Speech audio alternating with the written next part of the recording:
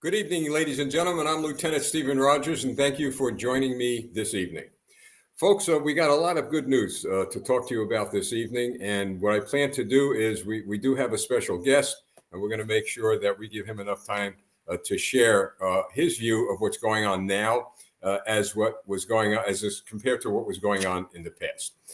To begin with, folks, this week in North America, that's going to be our merged broadcast, our new broadcast. We've already eliminated This Week in America, which was Monday nights, and we have one or two more broadcasts here with Tonight in Canada. And then on January 5th, they're going to be merged, and they're going to be called This Week in North America. And it's going to be a pretty good broadcast, folks. Be about an hour long. We're going to have guests from the United States of America and Canada on that broadcast because we're in this fight together, right, folks? So we thought, why not merge the broadcast? And we're going to have a lot of interaction come January 2023.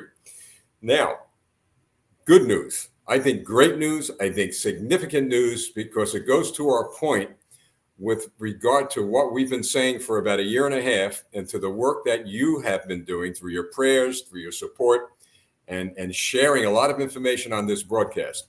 Now, since July of 2022, that's this year, there have been negotiations going on between the United States and Canada with regard to, guess what? C-11 and C-18, those bills in Canada. We haven't said much about that part of the process because we wanted to see how this would work out, where it's headed. Well, we advertised it today. We released the information today, some of it.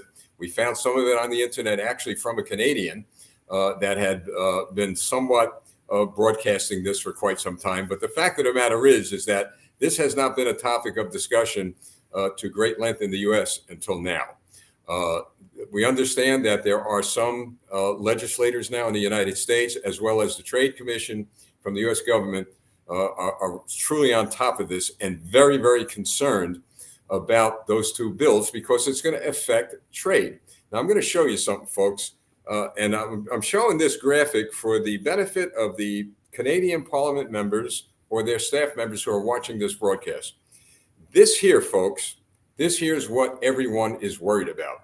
Now, this is the top 10 customers, the top 10 states in the United States. I'm sorry, the top customers, 36 states in the United States, all that you see in red, who have trade with Canada.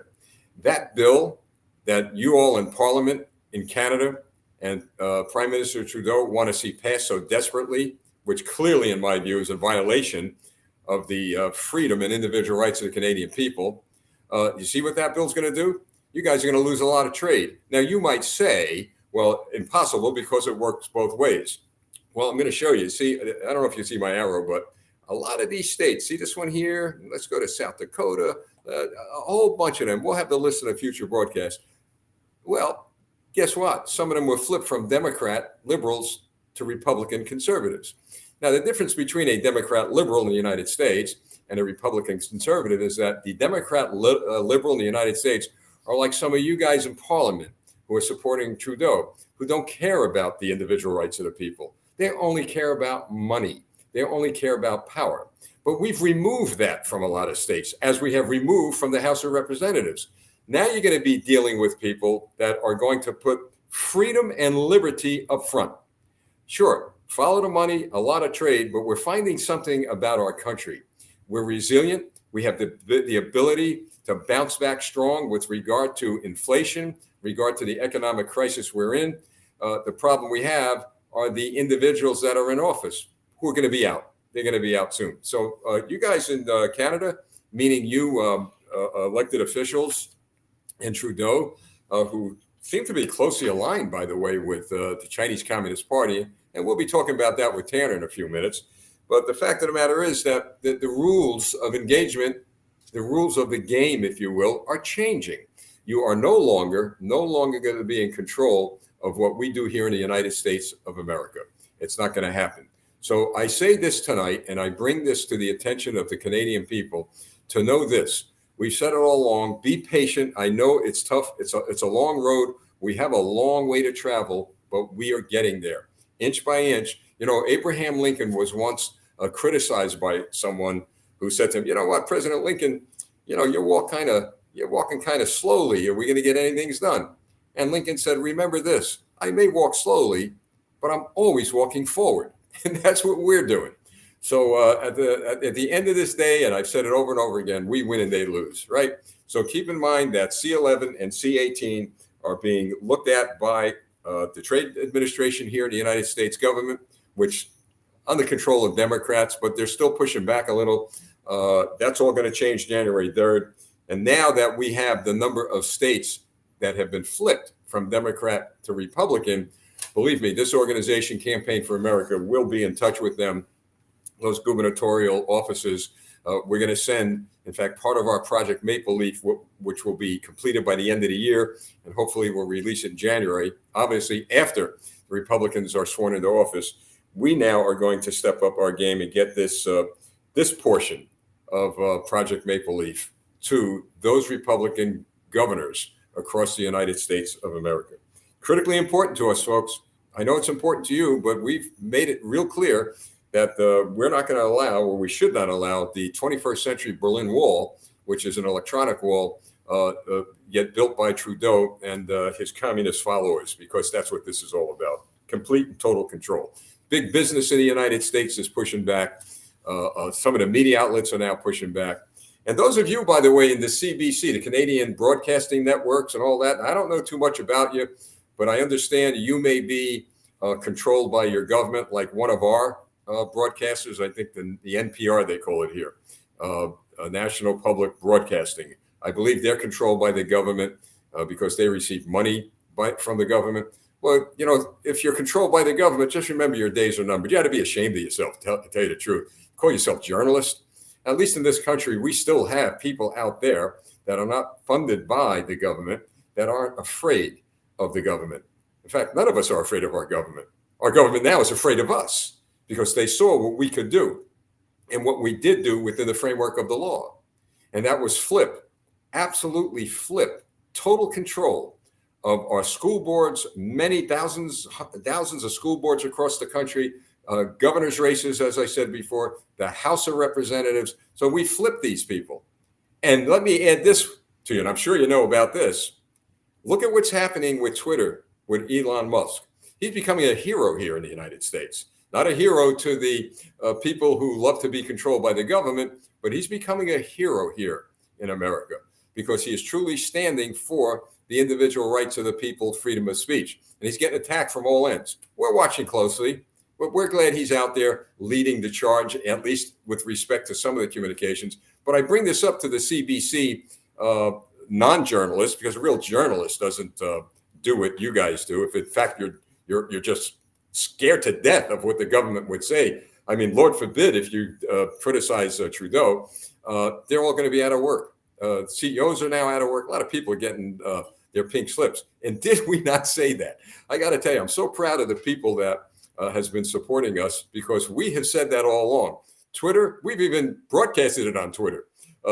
Your days are numbered. A lot of people there who are liberal policy supporters, your days are numbered now. Their days are not only numbered, but their days have been numbered and they're gone. We might see that with another one or two social media platforms as we move forward. But encouragement for those in Canada who are staying the course, fighting the good fight of faith. We're winning, folks. We are winning. Don't forget, we outnumber them. And with some of the political leaders in your country that are emerging, well, you're going to win too. All right, so folks, something more about this bill. All right, so we found out that the trade in Canada with the United States, there are 6 or 7 states, maybe, let me give you 5 of them: Illinois, Indiana, Ohio, Kentucky, and Maine. They each trade with Canada for about 6% of their gross income. So about $48 billion, all right, of imports from Canada. Think about that, while exporting $23 billion to Canada. So who's going to lose? Who's going to lose on that? All right, so God bless you all for helping us out and for supporting us here. Now, all right, let's move on to Tanner. Tanner, I know you're there. I know you're listening. We're going to get you on right now. How you doing there, buddy? Oh, not so bad. How are you, Lieutenant? Well, it's great to have you on. I know you heard some of the intro here, and if you don't mind, we'll start with that. Sure. For the sake of our viewers who don't know you, all right, I'll tell you what I'm excited about. apparently, a lot of the viewers here have been sharing broadcasts, and they're ending up in Switzerland, in Sweden. I mentioned those two because I've gotten an interesting number of messages from people in those countries. We've had them from Germany and France and Lithuania. So for the sake of all these listeners, as well as here in the United States, could you tell us who you are, what you're doing, and how you got involved in this fight? Sure. Well, my name is Hnidey, and I'm an economist. I have a vested interest in a branch of economics called industrial organization. And I also like a branch called Austrian theory, which is a very free market minded theory of economics. But my primary work is I'm a political commentator. I'm a Christian. And like you, I often, well, every day I comment on political, economic, ethical, moral issues that are currently in vogue. And also, like the same as you, it's so encouraging to see all of these videos and all of these articles, that you write and you produce being shared all over the world. There's this marvelous awakening of freedom, of people understanding that what's happening in our higher levels of government is not right and something needs to change. And so it's such an encouraging time to be involved in this fight. Honestly, I got started just because during the lockdowns, you knew it instinctively that something was wrong, and there was a desire to do something about it, to help in some way. So I started making these videos, and now we're just trucking along as fast as we can, trying to, well, of course, here in Canada, remove some very corrupted leaders who I think need to be changed. Like like changing a baby.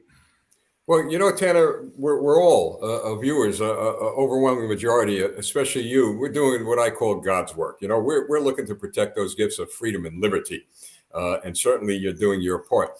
You're an economist, so I want to bring one issue up regarding the possible sanctions and tariffs the U.S. government may put on some of the goods and services of Canada.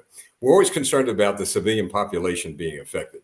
Anytime the United States issues sanctions against another government, it seems as if all the people are going to suffer from that.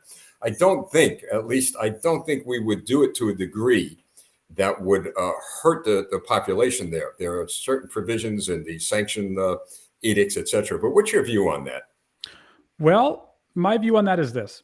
When you go to a dentist to have a tooth fix, you have to get a needle, and it hurts for a little bit. But you know that it has to hurt in order to make things better. And I would argue the same thing is happening here. As a free market economist, I am not in favor of tariffs. In this situation, if it means preserving the liberty of Canadians and completely decimating that bill, which is literally bred in pandemonium, right down in hell, that bill is despicable, that Bill C-11, then I'm all for it, right? We're not grateful enough to the Americans because this happened more than once where really you're the ones, we're fighting for freedom up here, but you're down there in the South and your lawmakers are fighting for freedom for us from your stations in America. We saw it with the lockdowns. We saw it with when pastors were in prison, and we're seeing it here again. So although I'm not officially in favor of tariffs, in this instance, if it means that the Canadian government backs off and completely, decimates that bill, give her. Yep, absolutely. Tanner, even if they passed the bill, and those of you from Canada watching, even if they passed the bill, it doesn't mean it can't be reversed, especially as Tanner just said. Remember, sanctions will not, like he says, it's a pinch, but it's also a pinch, right, Tanner, on those who pass the law. They're going to feel it. And what I'm looking to do is to, as you know, we can't get involved in the inner workings of your government. We can't go up there and try to change things there. But what I'm trying to do is to get our government leaders to sanction individual leaders in your country, like Trudeau, like we did with Vladimir Putin and with some of the leaders in Russia, which that's another story because I'm getting to believe we're on the wrong side of the track here with regard to that war. And I'll talk about that in a minute because you brought something up. But my point is that once they get affected, I mean, by freezing their money, by freezing their accounts, I think we would see things change rapidly. What's your view? You're the economist, not me, so I lean on your expertise. No, you're exactly correct. I think you could fix, for example, the hydra of inflation in a moment. All you'd have to do is decrease the politician's salary by X number of thousands of dollars for every percent that inflation increased. And, you had to ensure that they weren't getting money from outside sources, because it looks like that might be the case. At any rate, if you could do that, I think you could conquer inflation in an hour. Because you're right. Once you start pinching a man where it hurts, once you start affecting him directly, well, then he's much more conducive to change. That's why I'm so in favor of a decentralized government, because you're so much closer to the individual who's actually making the decision. And if that individual makes the wrong decision, it's so much easier to remove him or her from office. It's so much easier to personally affect them in order that they might, be as careful, you might say, to not be corrupt as possible. Right? The problem we have now is our government is so centralized that what happens here in Alberta, what we complain about, quite justifiably complain about, our prime minister doesn't really care, because he doesn't need to care, because our complaints don't particularly affect him. If they did, personally, I suspect his outlook, his leadership would be different. And we're seeing that, in Quebec, for example. So we have no qualms with the Quebec people. But while we're in Alberta being hammered with carbon taxes, upwards of 37 cents per liter by 2030, Quebec only has to institute a carbon tax of 23 cents only. 23 cents per liter. So there's a difference. Yeah, you have to make them feel the pinch. Well, it's interesting you talk about decentralized government, because we have that here, as you know. Our 10th Amendment in the Constitution is states' rights. And boy, have we seen Ron DeSantis use that amendment against the government, as well as Kristi Noem, governor of South Dakota. And now it's like a domino effect. It's going across the country. Maybe that's something that you're young enough to probably help lead the charge to make some amendments to the Charter of Rights and Freedoms and include something like that. And speaking about your Alberta, where the new premier, Danielle Smith, is, she's becoming somewhat of a hero here in the States. We're watching closely what's going on. I don't know how the people in your country feel about her, but she seems to be a maverick that's saying, hey, look, I'm not going to, like with the guns, we understand that she is opposed to the prime minister's sweeping edict to take weapons away from people, even hunters, for goodness sakes. Yes. Oh, publicly, it seems to be that's the case. Yes, she seemed to have made those statements. But you're quite correct. I'm glad you brought up the gun issue, because that is asinine what the prime minister is doing. This gun grab is completely, as you know, dictatorial and tyrannical. As far as I'm concerned, the existence of private property and the fact that you can own private property and your audience can own private property and I can own private property is proven by the fact that I can defend it. And I have a right to defend it. So, if an individual breaks into my home and I use serious force to defend myself and my home, I'm not held, as I'm not looked at as a criminal. Right? This is most fundamentally proven with the individual, right? If I'm walking downtown late at night and someone tries to assault me and I use serious force to get away and I hurt that individual, no one says that I've committed a crime, because I haven't, because that person is me, right? I am my own from a secular perspective. And so I have a right to defend it. Now, what Trudeau's done by, announcing this new gun grab, which won't be the last gun grab, but, this round of gun grabs, is he keeps telling us, and he's telling us with this new announcement, that what we have, our private property, isn't really ours. Right? If you lose the tools to defend your private property, you're really losing the right to defend that property. And so, as far as I'm concerned, this is just a shoveling of more socialism, right, into the nation. Because if you can't defend your private property, it's practically not yours. And as everyone knows, in a socialist state, no one has anything. Everything is everyone's. So if a man walked into your home, you couldn't defend yourself or your home because, one, it isn't your home. And two, the man wouldn't be intruding because it's everyone's home. And so I have a serious problem with this. A lot of legislations, but that one in particular is egregious, really bad. Tanner, unbeknown maybe to a lot of the people in your country, a few things happened in America with regard to gun control. First of all, folks, the liberals are doing more airing of the gun violence that we've seen over the past few months. We've seen a lot of it, folks. But what you're not being told is that all of the gun violence is occurring in the cities that have the strictest gun control laws, which means the good guys don't have any way to defend themselves and the bad guys have the guns. In addition to that, we just found out, and I actually tweeted this a few days ago, that in one state, an individual with a gun committed an act of violence with a gun, and within hours was released. Not even on the way to the police station, they released them. Why? A liberal policy of bail reform here. So my point is, folks, it goes back. Well, who really committed this crime?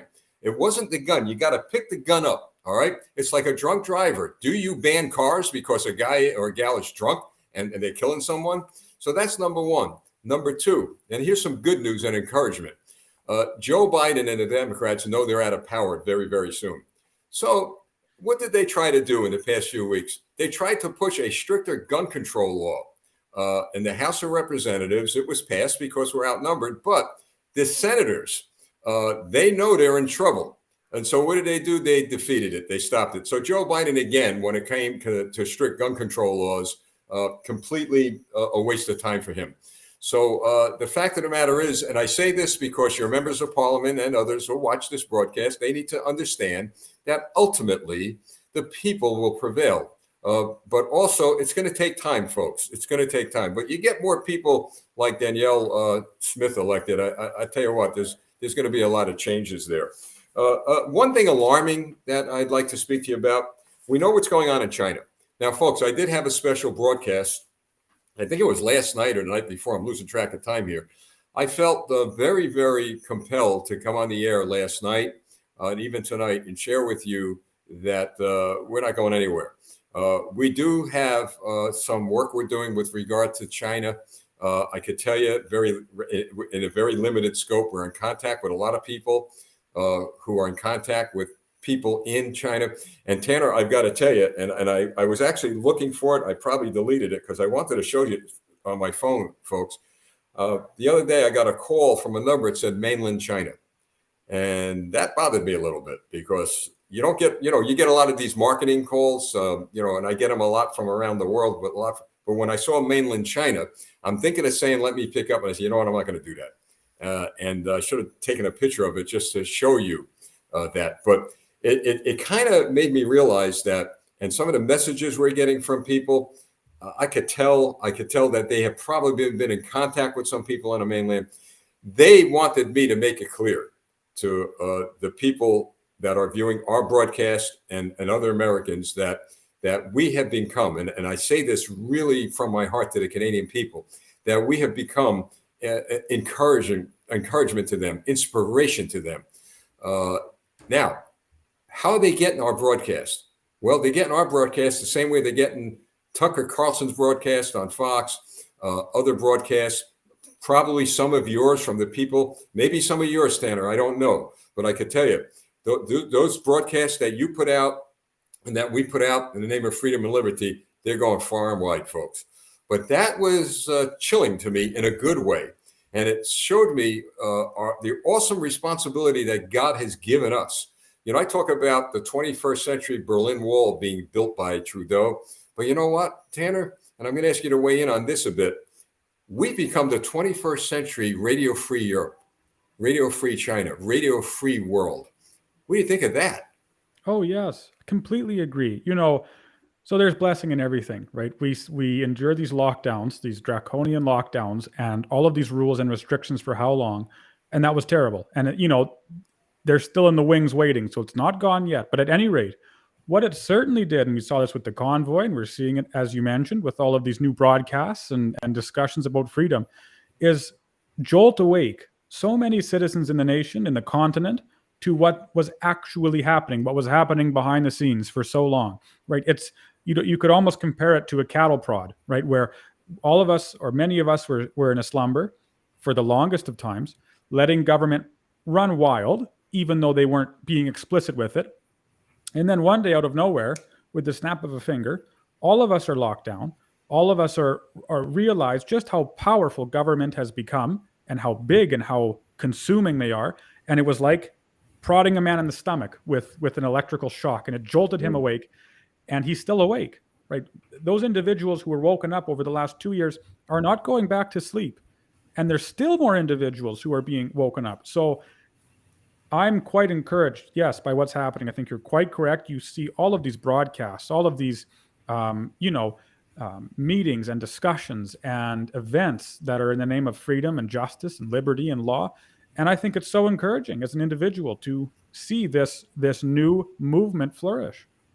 We see what's going on in the Netherlands too, which is tragic regarding the farms. But we're gonna, we're doing the best we could here, and what's happened here, and no doubt, Tanner, it's going to be happening to you because of the work you're doing and others. Globally, people are going to be in touch with us. I mean, for the first time ever, we received emails from Switzerland and Sweden and I believe even Finland, and people are watching. So it's so important that we continue to do our work in the name of freedom and liberty. But here's the point I wanted to get regarding China, and I'd love to hear from you about this. You got a prime minister who certainly has a big mouth, and he reminds me of Joe Biden. The difference between Trudeau and Joe Biden is Trudeau knows what he's doing. Biden doesn't know anything he's doing. But since Trudeau knows what he's doing, to get involved in a conversation, I believe it was a caucus, talking about the possibility, even thinking about this is alarming, of sending tanks into the streets during the Freedom Convoy or any protest. Do you think, and I know this may be impossible for you to address, and then I'll tell you what our military, I believe, would do. Do you think the military in your country would say, hey, look, we've gone too far? You think they would do that, or would they just blindly follow orders? Oh, well, you know what, Lieutenant? Actually, our military is in real trouble right now here in Canada. And of course, the news is trying to keep it hush. The media is trying to keep it hush. The government's trying to keep it quiet. But things are leaking out just in what sort of state of peril our military is in. Right? Men and women are leaving, right? There's no real desire to join the military. There's no real desire to defend the rights and freedoms of Canada, right? Maybe because government is crushing them so severely. So, well, I don't quite know what I mean, of course, we had police and so on that were dangerously draconian during the convoy in Ottawa. And we saw individuals, corrupted individuals in those services who were more than happy to oppress people, to hit them, to, well, the famous image now, trample them with horses, right? And so I'm sure there's always going to be issues like that. I would say our military's become very woke and has become increasingly, radically left. And so I'd be concerned. Yes, I'd be concerned. I don't know that I can comment definitively just because I haven't studied it quite enough, but I would not be confident to say that our military wouldn't follow orders, wouldn't blindly follow. Of course, there might be and there would be some individuals who would say this is too far for us. But on the whole, I don't know. I believe our military wouldn't, but before I explain to you why, our military is becoming woke. And we are facing catastrophic recruitment goals. So we're kind of in the same boat with that. However, saying that, because the new Congress has taken office in January, a lot of these military leaders are going to be subpoenaed before Congress, and they may find themselves in serious trouble. But saying that, back when Richard Nixon was president of the United States, and he was in trouble with Watergate, he had tried to have the Marines mobilized to surround the White House. Now, I worked in D.C. I was at the White House several times when Trump was in office. Across, not far from D.C. is a Washington Naval Yard. A lot of Marines there. So when the Joint Chiefs of Staff got a call from the White House at that time to dispatch the Marines around the White House, they refused. And they refused because our Constitution strictly prohibits U.S. military involvement in any civilian affairs. Call the state police, call the local police, you call the military, is not going to happen because it is in violation of the Constitution. A more recent incident during the when President Trump was in office. Now, I have no love for General Mark Milley of the Joint Chiefs of Staff. In fact, he should be court-martialed and thrown out of the U.S. military. And hopefully that'll happen next year. But to his credit, I remember the protest across from the White House, Washington Square Park. In fact, I was there several times, not during the protest. And I remember when President Trump was walking across the street from the White House to St. John's Church in the park. And he apparently ordered General Milley to dispatch, or wanted to order General Milley to dispatch the U.S. Army. vis-a-vis the National Guard.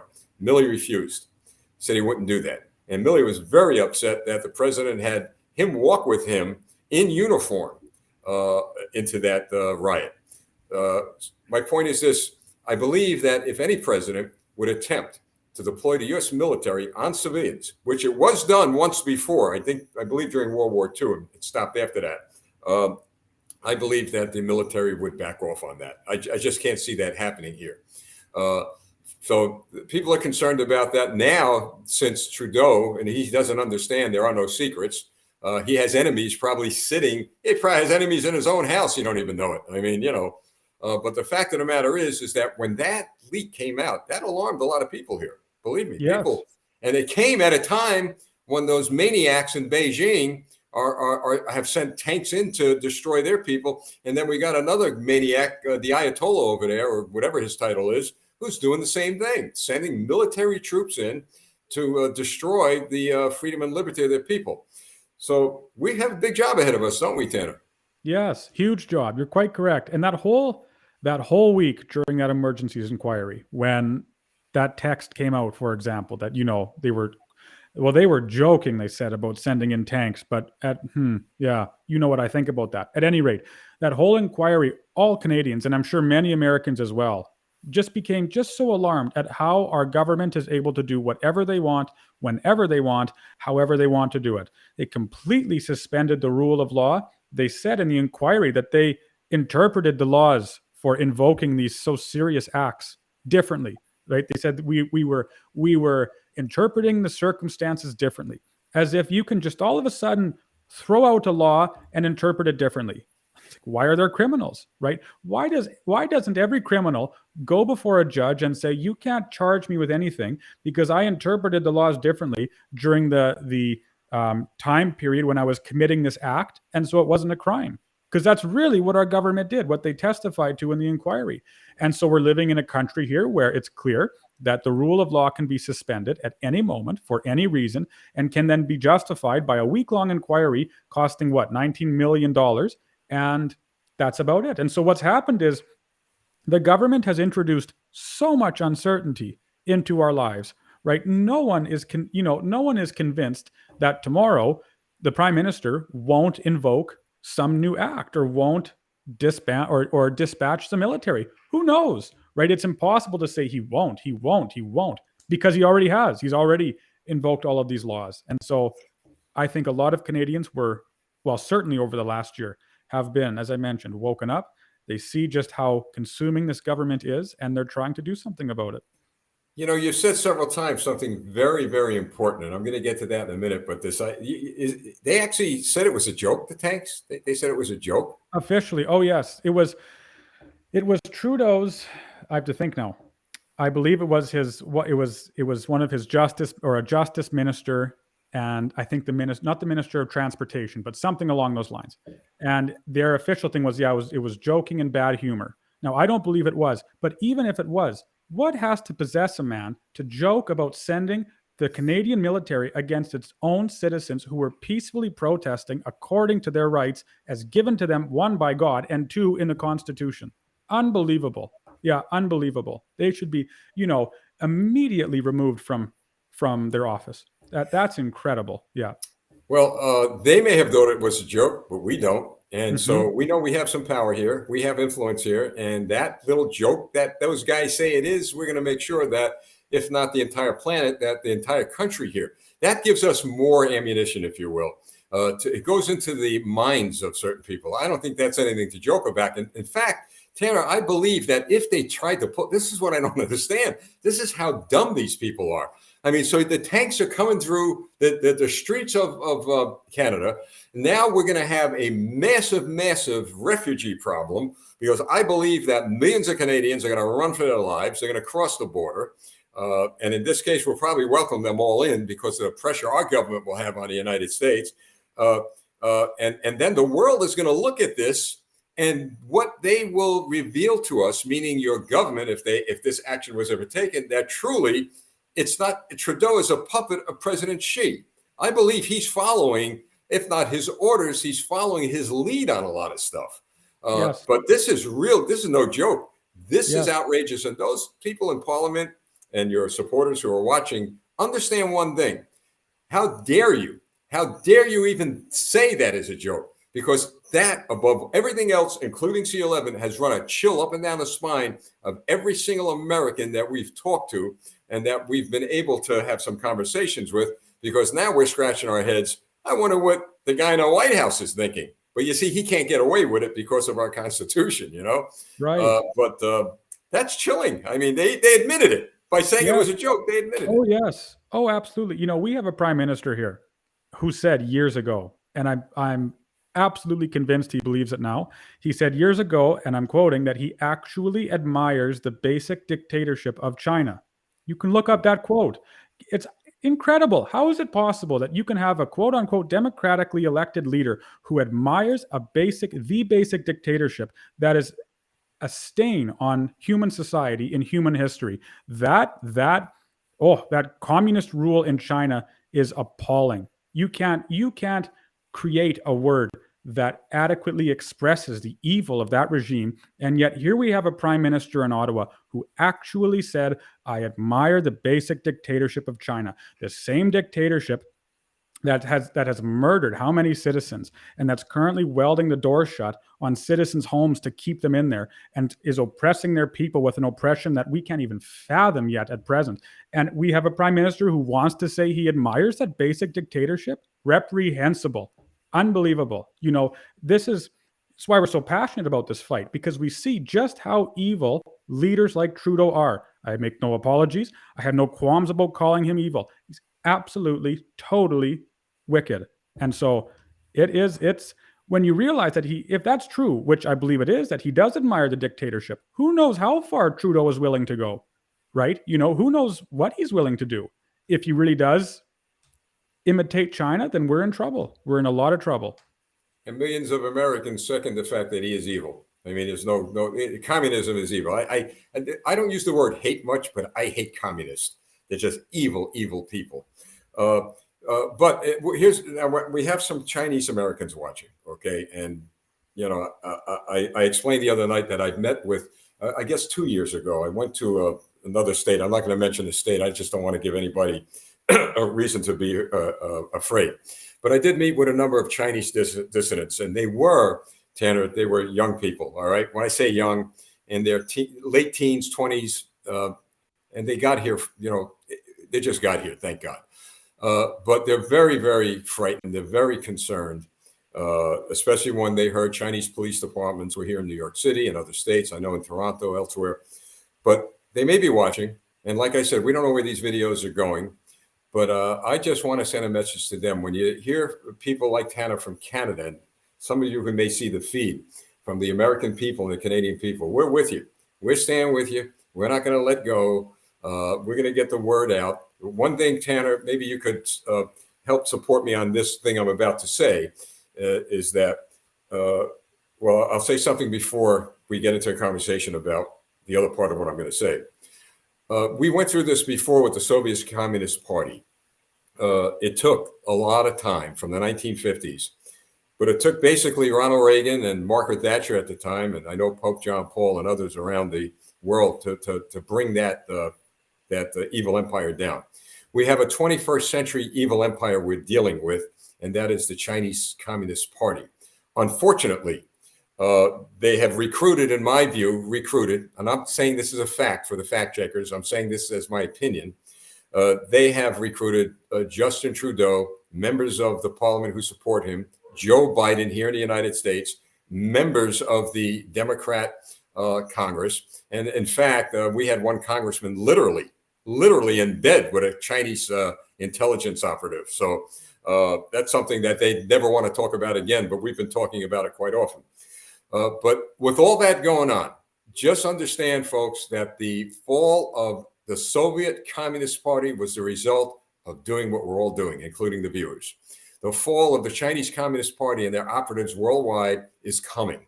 But we have to, and I'd really like you to weigh in on this, Tanner, because I talked about this the other night. We have to stop spreading what Schwab is saying, what the WEF is doing. We could be educated and learn about them, but I'm getting a lot of information in about them. I'm not paying attention to it. I'm paying attention to how we're going to destroy them, on how we're going to bring them all down within the framework of the law. No violence, none of that crazy stuff, but we can do it. So I think, Tanner, especially the modus operandi of the communists is to send as much information to us that's going to distract us from our real power, which is a united front. And this is why we have tonight in North America coming. They, meaning the communists, the Trudeaus, the Bidens, the Democrats here, the liberals there, they have a weapon, and it's called fear. But fear can't touch us. As FDR, President Franklin Roosevelt said, there's nothing to fear but fear itself. So we've got to change the narrative. I believe that. What about you? Totally agree.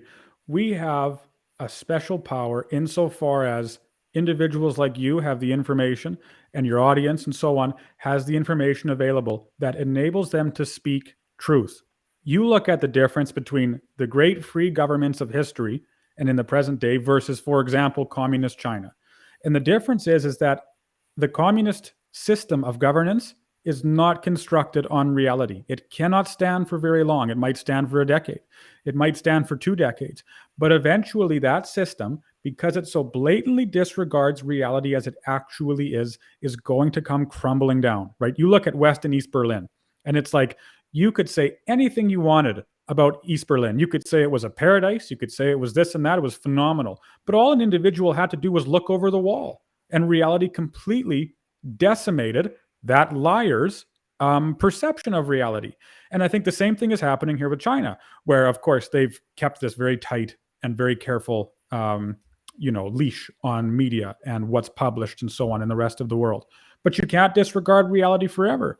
And so when individuals like yourself or other commentators or political leaders or pastors, what might have you, speak just about how evil that system is and how it's not constructed on reality and how it is going to come crashing down, then it accelerates that process as far as I'm concerned, because it exposes the reality of that corruption for what it actually is.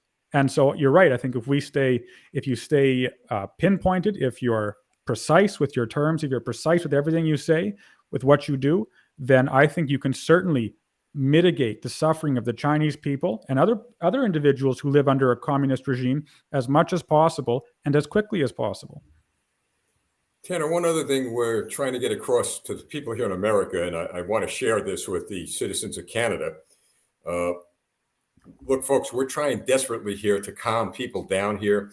We're seeing uprisings all over the world, and some of them becoming violent. We don't want that here. I know you don't want that in Canada. If you hear, and this is for my American audiences especially, okay, because, we've got, I believe 90% of our population are armed. That's no joke, folks. But they're all law-abiding citizens. Not all of them, but most of them, okay? But my point is this. If you hear of anyone who's attempting to recruit you or get involved in a revolution or an armed conflict with the government, shut it down right away. Stay away from it. No one's going to win in an armed conflict, a civil war. I hear a lot of that civil war stuff going on here in America. You got to stay away from it, folks, because nobody's going to win in that type of conflict. The truckers' convoy, I want you to think about the Freedom Convoy in your country, in Canada, to prove the point that probably needed to be heard here in America as well as every other country. You started a movement of freedom all over the world. Believe me, you did. You may not see and hear what we're hearing, but you did. And you did it peacefully. And Tanner, what was amazing was the behavior of the Canadian people was superb.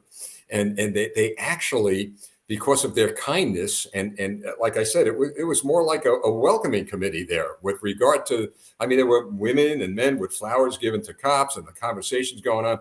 But because of that, the government lost control. And they're the ones that became the violent offenders, the terrorists, if you will, against the people. So what we need to do is to make sure, folks, and I'm going to ask Tanner, you weigh in on this, that especially in America, I'm hearing a lot about militias and who's armed, who's this, who's that. You got to shut it down right away. Shut it down, folks. We do in this country have a lot of good people in office, as you do in Canada. Unfortunately, we don't hear a lot about them, but we've got to support them. We've got to let them know that we support those who are fighting for freedom and liberty. The CBC may not put them on, but please let us know who they are. Let us know. We'll get in touch with our national media people. I'm friends with a lot of them, and we'll see if they could come on the air here. Tanner, what do you think about that? The need for us, all right, who we have a lot of influence. You do, I do, a lot do. Let's talk to the fact that we don't want to see any armed conflict. We want to work within the framework of our country's laws. Yes. Oh, precisely. It has to be totally peaceful. The triumph of the Freedom Convoy was that it was peaceful. It was miraculous and remarkable that all of these truck drivers, all of these protesters, most of whom had lost their jobs or weren't able to work because, they weren't vaccinated or whatever it might have been, were entirely peaceful, friendly. It was the manifestation of Canada, in my opinion. You had individuals who didn't know each other. You had people from all across the country come together in Ottawa to peacefully demonstrate, while at the same time you made a whole bunch of new friends and people that I'm sure they're still in contact with, while completely resisting tyranny. And it was so critical, like you mentioned, that it was peaceful, because it gave the government zero credibility, zero legitimacy to respond with force, which is what they did. It would have been one thing if those truckers came with guns and held them up in the air and started shooting all over the place. Then that would have been one thing, but it wasn't. It was precisely the opposite. It was a peaceful demonstration, a peaceful convoy, a peaceful protest, right within their rights, again, as defined in the Constitution. And as a consequence, like you mentioned, it was a beacon, or it is a beacon still, for the whole world to see just what can be accomplished when you follow the rule of law while also putting serious pressure on your politicians. So I completely agree with you. Tanner, I knew, of course, my patriots here in the country were going to come up with this question, but I'm very transparent, folks. So I'm going to answer the question. I have in the past, but maybe we need to talk about this tonight. The question to me was what about January 6th here in America? Well, to begin with, folks, I unequivocally have stated that people are responsible for their own actions. I don't believe President Trump was responsible for what the people did with regard to the Capitol. I do believe that there was a lot of years and years of people being fed up with the government making promises and pledges they never kept.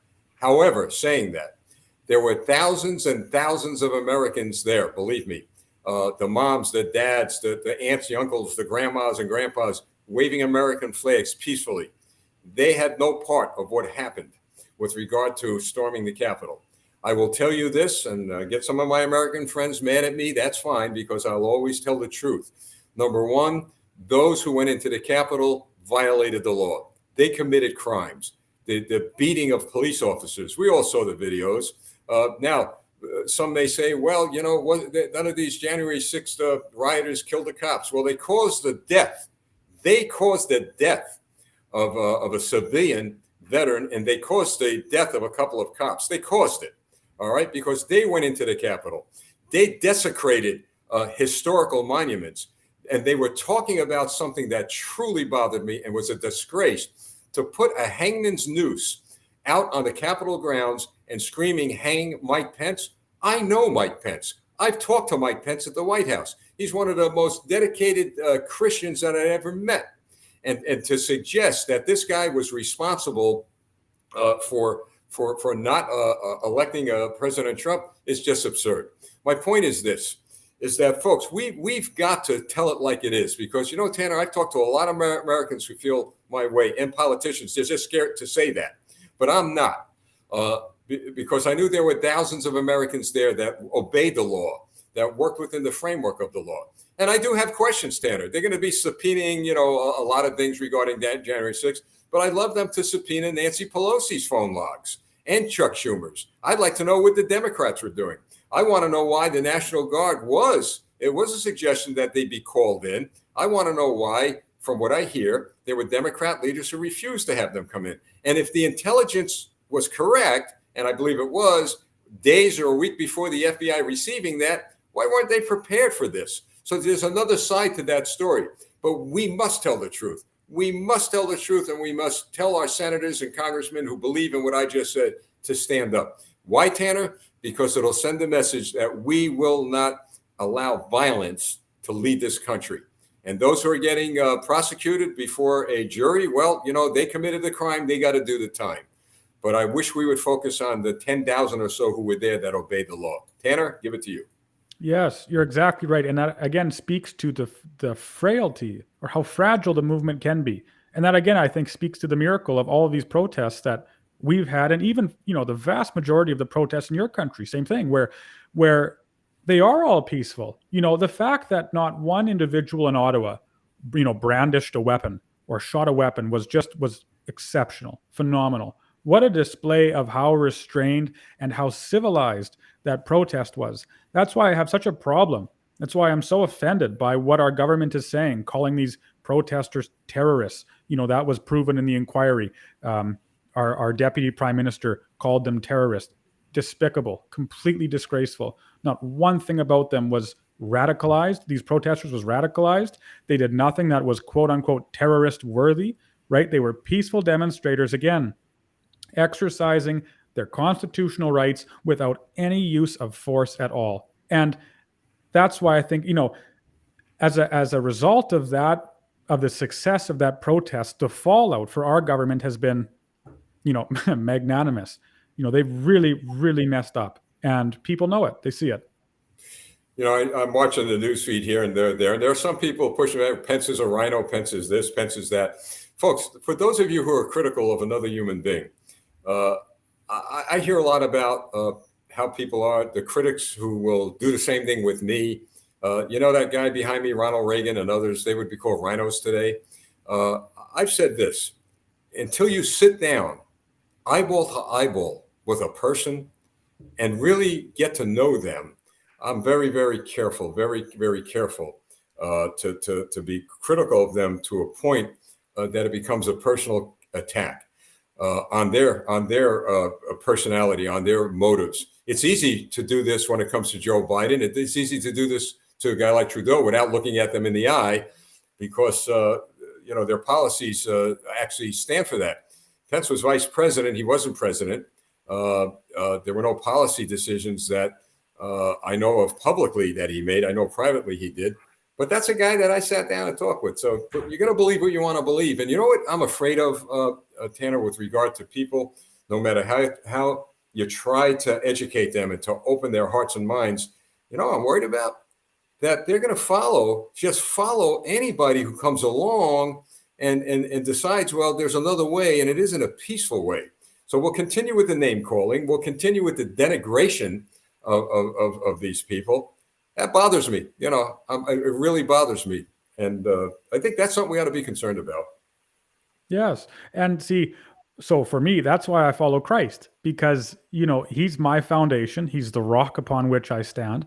And because I make him the base, the objective standard for all decisions, it becomes so much easier to be not so led astray. I mean, of course, you still have to be vigilant and be watchful.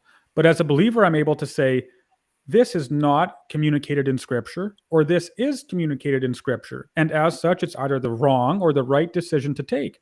So when for example, or when we see a man who starts claiming this, follow me for a violent revolution, and let's do this and that, and disregard the rule of law, and all of these actions, we can say, I don't see that in the Scripture. I don't think that's not right, because Christ never preached it, and the Scriptures certainly don't preach it.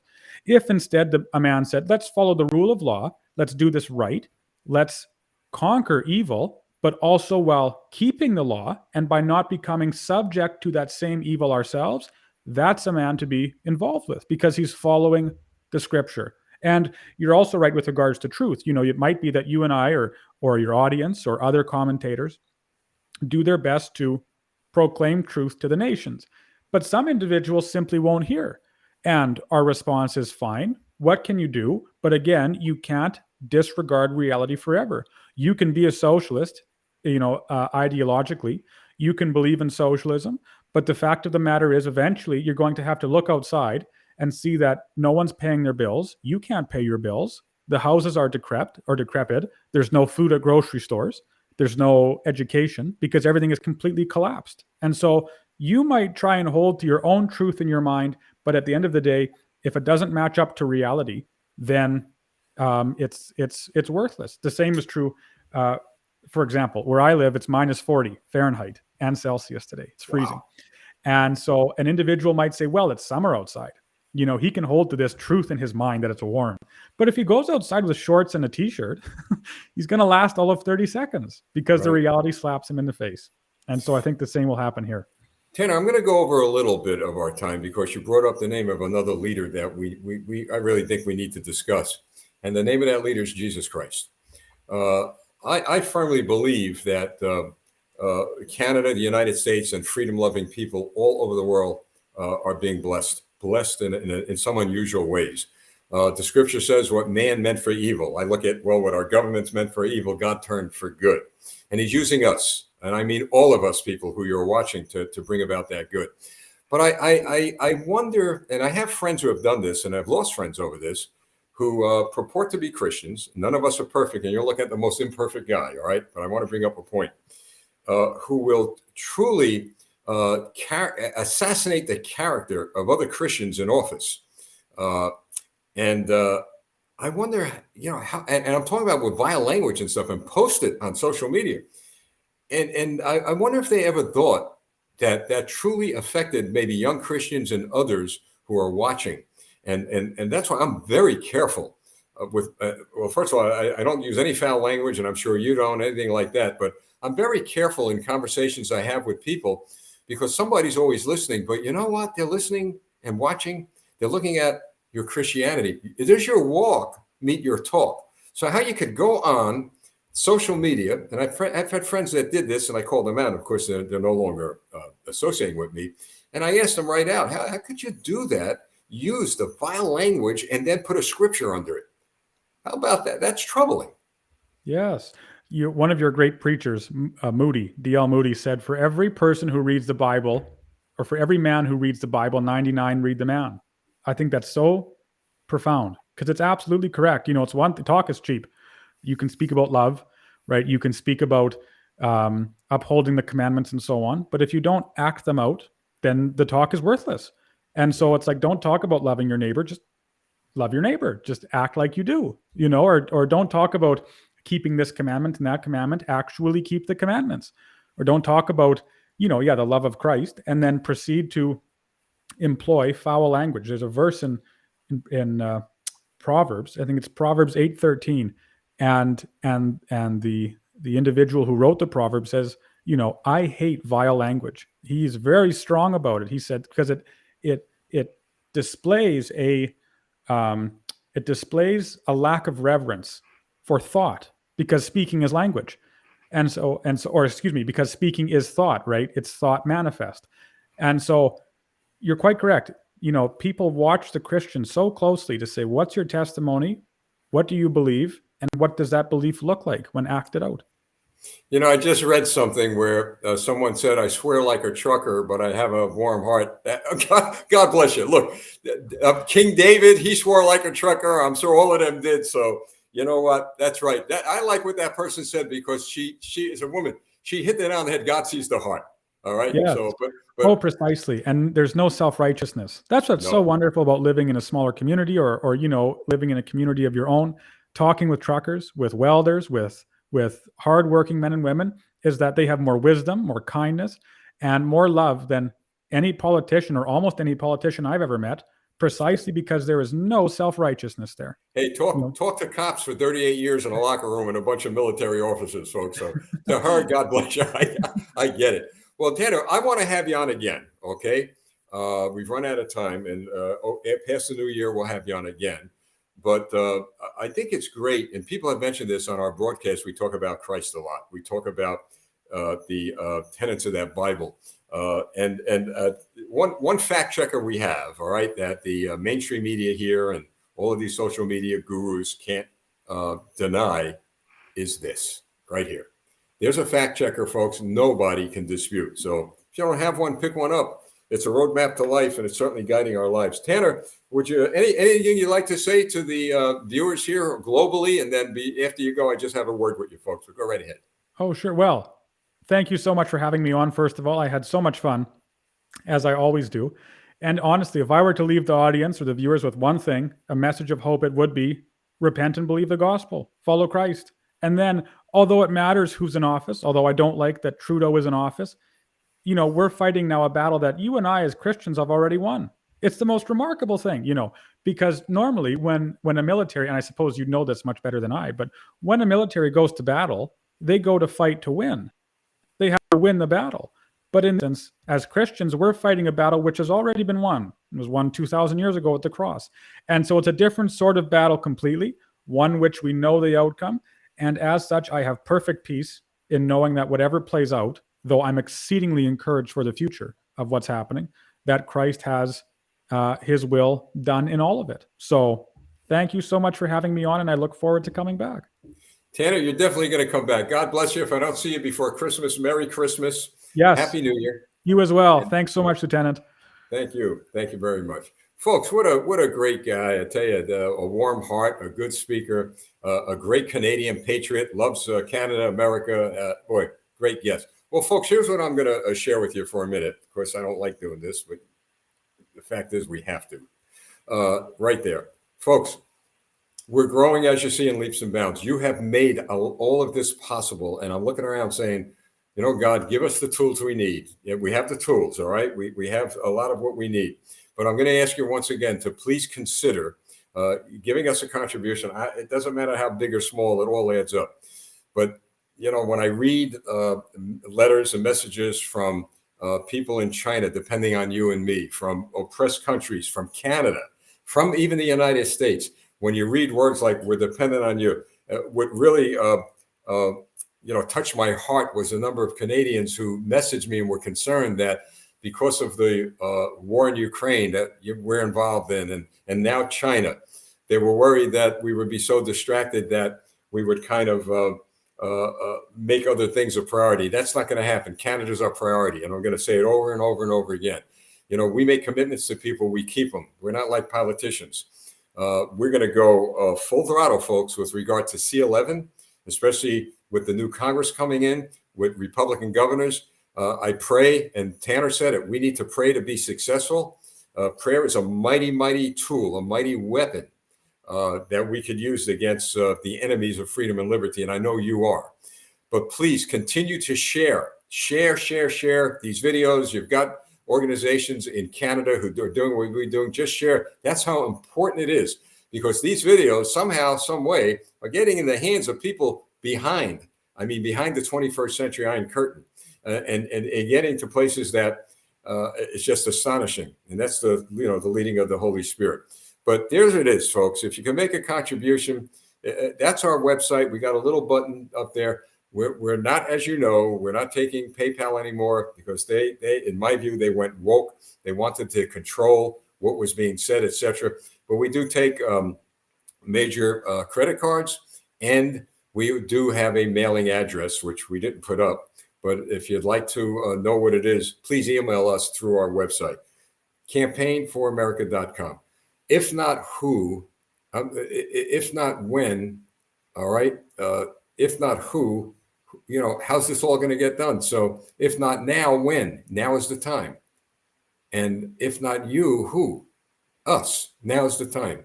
So there are people globally, not only in our countries, depending on us. And I never believed that in my wildest dreams I'd be here at this point in time in my life doing what we're doing. But as I learned through my study of the Bible, that when I was in my mother's womb, God knew. He knew I'd be here. God knew you would be here. He knew you would be watching. He knew you would be in the forefront of fighting for freedom and liberty. So there it is, folks. I could only put it out there and pray that you respond.